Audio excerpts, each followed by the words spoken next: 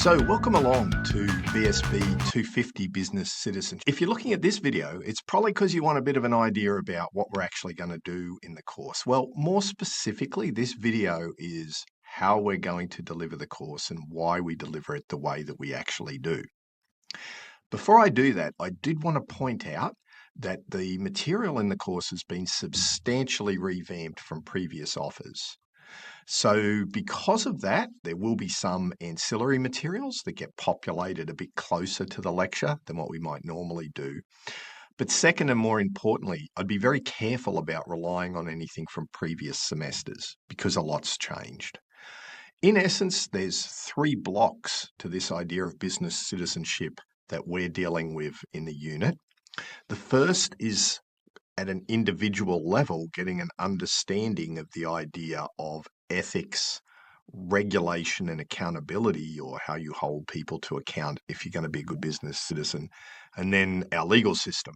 So we're dealing with this intersection between our rights and obligations as a citizen, the law, plus also these elements of ethics. We set that in the first 4 weeks with these foundations.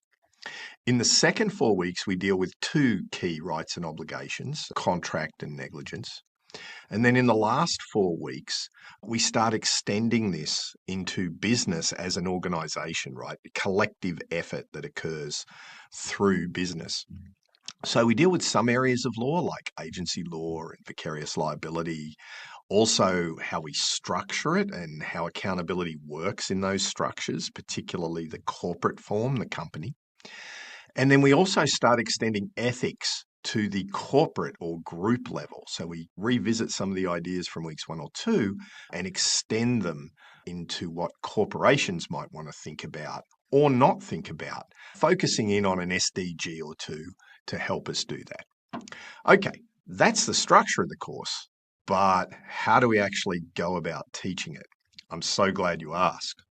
The way we approach the subject has been heavily informed by research on how people learn. So there's a lot of research out there. This slide that you can see here is a summary. It's a table from a summary of a meta-analysis or a study that looks at all individual studies and sums them together. And what does this table actually tell us? One of the most important things that you will see in this table is that virtually all techniques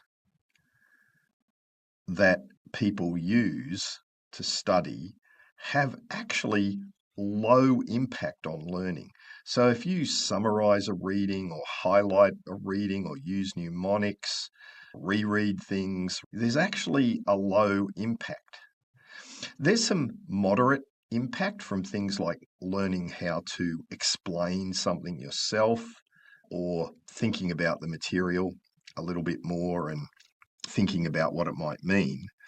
But what we can see is that there are 2 key practices that have been shown over and over to have a high impact on learning: practice testing and distributed practice. So what does that actually mean?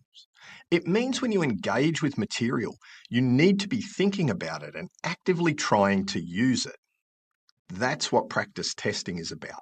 So a lot of what we do in this approach to the subject is trying to get you to do that.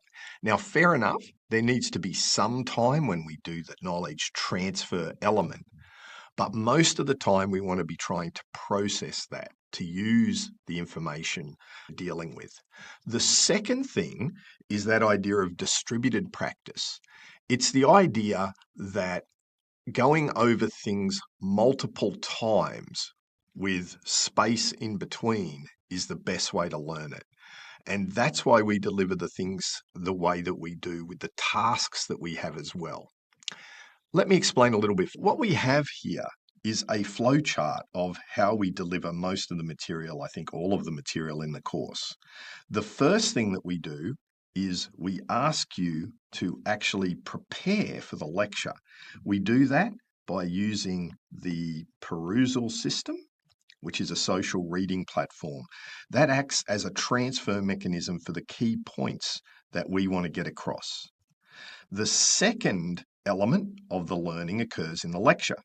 Now, hopefully I won't do a lot of just talking in the lecture. Instead, you'll be doing some discussions with the people around you and or thinking about questions that I pose. So it uses a very Socratic method to try and get us to think about the material that you've covered in the first step. After the lecture, you actually do the problems for the tutorial, right? Preparation of the problems for the tutorial, which again is an application, a practice test, as well as an interleave practice, because it's the third time that you've used it before you actually come to the tutorial, right? In which case we get an explanation, you get to work on it with your peers and see what you got right or wrong. Finally, after the tube, depending upon how you want to approach it, we use some AI prompts you can use at home, or you can use other review techniques and other questions that we provide as part of the supplemental materials. You revisit and review the material before you actually do the summative assessments. Summative just means it's what counts to your mark, right?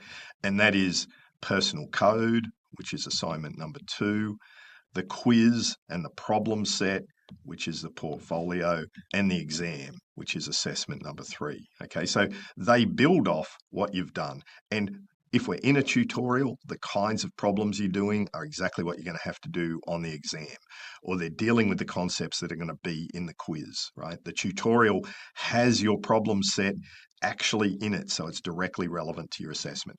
So everything's integrated. There is a lot of essentially practice testing, whether the Socratic method in the lecture, whether the tutorial preparation or doing the tutorial, or even the AI prompts or extra questions are this practice method which we know aids learning. You'll also see that there are 6 exposures, so we get that distributed practice as well. I won't spend a lot of time going through the next 2 slides. They just take that generic pattern and give you an idea about how the activities that we're doing in class directly relate to the assessment items that you have. So the first flowchart here looks at how the activities that we do and what you need to do to prepare for the personal code that you actually need to write. One of the big things that you will see here is we've tried to give you some time estimates, right, around how long everything will specifically take, or how long it could take in terms of the time that it might take you to do those activities. I think that's a very generous level of time. Whether you need it all or not, I think is another particular issue, but it gives you a sense of the volume of work that we're looking at in order to fully engage with the subject. And then we have the same thing here in preparation for either the quiz, and the same thing would work in the end exam.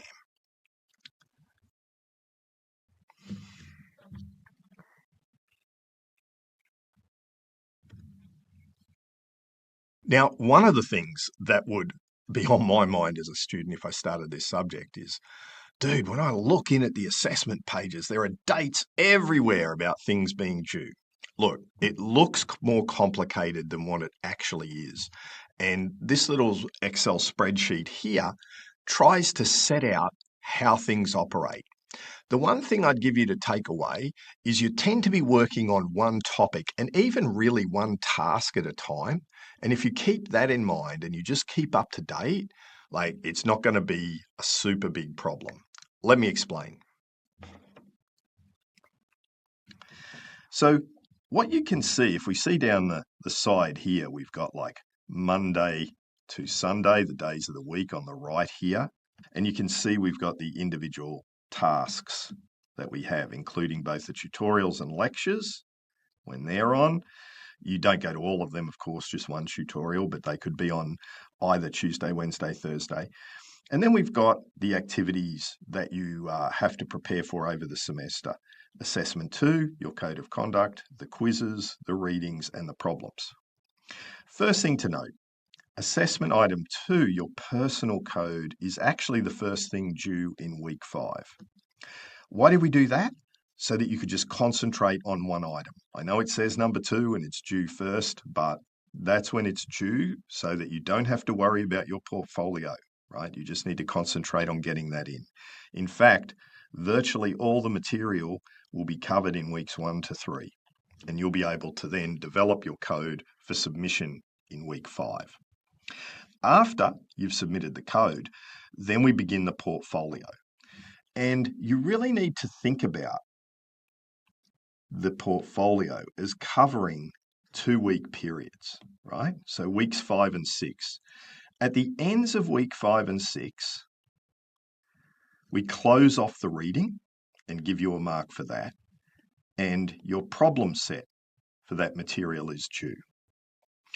There's the weekend if you want to do any additional study. And then the quiz opens up on Monday morning.